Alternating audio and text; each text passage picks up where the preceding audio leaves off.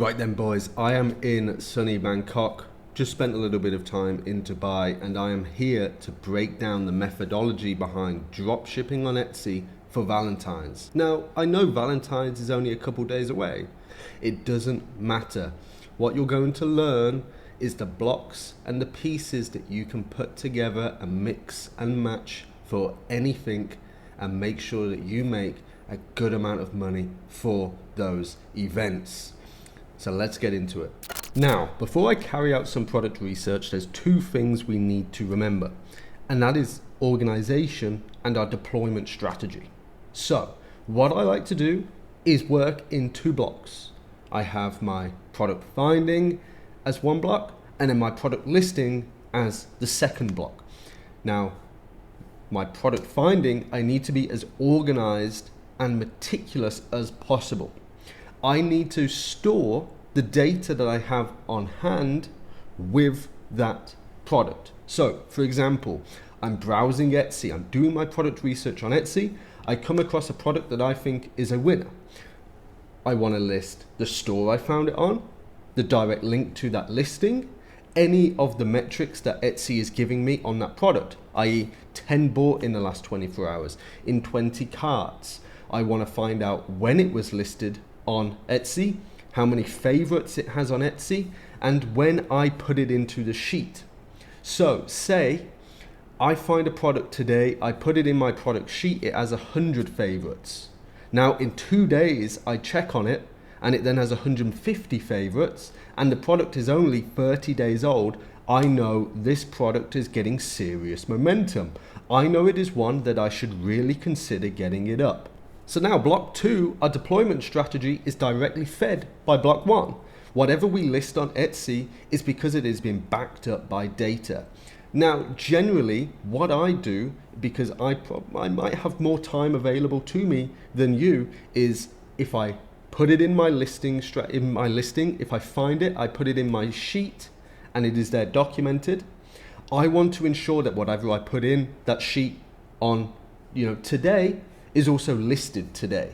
So it means I don't get carried away. It means I don't fill my potential product sheet with hundreds of products and I never list it, because products that are in the sheet but not on any of my stores, they're not making me any money. I would much rather the product research and data gathering be done whilst I'm earning money, instead of watching other stores do it and make money. Now, obviously, if you have a normal job, maybe you need to break this up into multiple days. Maybe on a Monday, you do all your product research, right? And then Wednesday, Thursday, Friday is when you go through that sheet and you get stuff listed, you get stuff scheduled out. We want to be getting new products up every single day. So maybe you're drafting on some stores, but you only have like 1 day a week where you can really be meticulous with your product research. And that is fine. It is all about doing whatever works for you. But as long as the products are getting up on your store, you are not going to lose. So a lot of people want to see live product research, and that is exactly what I am going to do here. Now, like the title suggests, we are in the Valentine's space. We are in the Valentine's product niche. So what I'm going to do is, take a look, Etsy even pushed these holidays out. When you're focusing on these holidays, you get a huge push, huge momentum, so many people looking for it, and Etsy knows that. Etsy's pushing, right? Now this tab here, yeah, it's pretty good, but I want to be doing my own keyword searches. Now I'm doing it on Etsy. The reason I do it on Etsy, right, is because all of the data is there. When I'm building out a new store, getting into a new niche, I like to start on, above the competition. I'm not bringing new products in. I'm not, reinventing the wheel. I am building up on products that are already doing well, and then I can go ahead and feed that flywheel with new products. Now, as you can see, we have a whole bunch here, and I've just searched Valentine's gifts for him. But here, what I'm going to do is I'm going to go here. I'm going to do star seller. I'm going to change that to bestseller, and now we're going to see here all these products are popular now. And what I'm going to do is I'm going to have a quick search down here, and I'm going to be looking at the reviews. Now, with product research, it's kind of like riding a bike. You can watch people ride a bike and you go, oh wow, that's easy, but if you've never done it, you're going to keep falling and failing. It is all about honing in that skill yourself. So a product like this might trick a lot of people.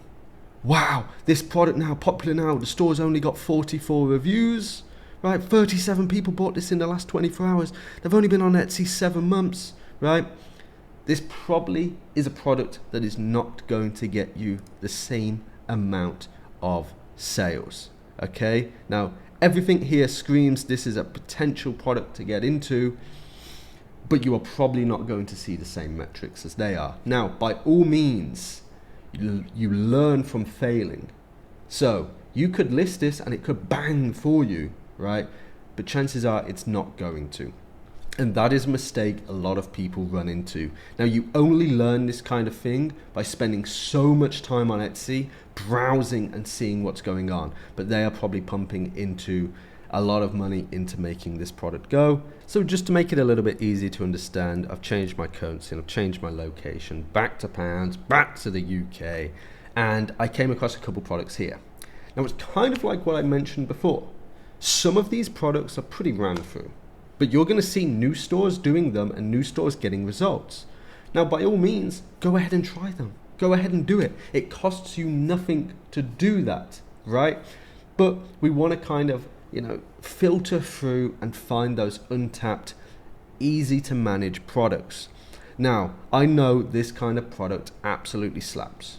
This product slaps for Valentine's Day, for Mother's Day, for Father's Day, for birthdays, for Christmas. This is a year-round kind of product. Now, we have done this type of product in-house before, having our own warehouse with this product, smashing them out on our own laser engravers, right? Now, you can see the people love this style. We can do a lot of sly little tricks with this type of product. We can have, one elephant that no one's really going to want, marked as sold out with a price of like £4 to get people in to click. And then they'll see you can get 4 elephants, but that's not with engraving. Now you've got to pay more for engraving too. And we're squeezing out the most amount of money possible from these customers. Now, this type of product slaps. You need to know how to understand personalized products, building good supplier relations to get this kind of product off the ground, working on your shipping metrics. Maybe not a beginner product, but definitely one for you out there that are looking to take it to the next level. And of course, super, super safe. Now, this next one here, look at this, £9 a pop, 44 bought in the past 24 hours. It's only been on Etsy 6 months, 2.3k sales, right? And here it is, you can get it for $2, $3, right? Lots of money to be made here, especially when they put in shipping costs. That's the shit I just love to see, when these people are just squeezing the customer dry, right? So take a look. They've been on Etsy 6 months. They have a whole range of these types of products. They've got the product in. They know they have the exact product that the customers are going to be getting, and they're making up all their own AI backdrops. So if we go onto here, you can also see too, I've got this product too, this elephant. Ignore the tie. Let me change that. So look at this. Customized, how many different elephants you can get. It is all there. Now, shipping is a long time because it's a personalized product, right? Do a little bit of shopping, do a little bit of browsing, find the best supplier for you, right? Speak to them, try and get them off platform. The other thing too here, look, we go down to this bit and we find all these other products too that they're selling, right? They're doing all of these. That's a thing a lot of people forget to do, is when they find a product, see what else is coming up similar. We have this bear one with the flowers down at the bottom. The bear one's been popular for a while, but the flowers not. We have this Lion King variation of this product too, right? We have this. Look at this. You can just have tons and tons of these kind of products and build up your store in this super, super safe space. I know firsthand these products do very, very well. And I just want to reiterate, guys, right? I did no preparation for this. This product research is all completely live. I had no, you know, understanding of what listings are going to be coming up ahead of time. But all I do is I type in a keyword, I make sure I'm filtered by bestsellers.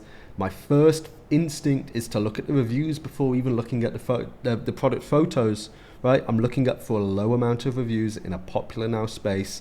Then I go to the product image and I look, you know, again, it's like riding a bike. I look at the photo and I see, is this product feasible for me to drop ship? If yes, I then proceed, I dive deeper into it, I look for costs, I look for suppliers, right? The other thing to be doing too is, yes, I've saved up all of these here, but I want to be putting them in my sheet. I want to be putting, you know, the link, the store, the product name, the sourcing, prices, breaking it down, what do I need to sell it at, type thing, right? The date again, favorites, soft metrics that Etsy are giving me, right? I want that real data included too. And now again, I'm just scrolling through. I'm getting so many ideas of myself to get in here, right? And now I'm just going through, and again, you're seeing some really big boys. You're seeing products like this, Lucky Hands Leather. I know they're being drop shipped, 4.9 stars, right? 81 reviews, and they're probably going to be absolutely smashing it out of the water, right? AI image, big Phoebe. This is probably someone inside Mafia. Okay, and we all know this product is all over AliExpress. Okay, now look, one thing that you're going to be taking away from this is we want to be horizontally scaling. Okay, we want to have a lot of stores, and we want to be having VAs or whatever your time restraints are, running them yourselves, and each store kind of stays within its own realm. So like here, they just have a load of like personalized wooden or leathery jewelry storing products, mainly watches, right? That's their realm. They've kind of teetered out a little bit to test new things, but you want to be playing it safe. You want to be ensuring that your just one store is focused on one thing, and it's so easy to get more stores up, right? If you're worried about bans and ban evasion and getting new stores up, join Mafia, give me a message on Instagram, wherever you want to. I will help you get up and settled, because Etsy is just an absolute goldmine. But this is all you need to be doing. This is what you should be doing for 1-2 hours a day, getting new products, and then really hyper optimizing your listing process. But anyway, guys, I appreciate you watching to the end of this video. I really hoped it helps. If you have any questions, or you have just, you know, something nagging you away or wanting help with something, I'm always available. Message me on Discord, on Instagram, put it in the comments. I'm more than willing to help you guys out. I appreciate you spending your time watching this video. I wish you all the best in 2026, and I'll see you soon.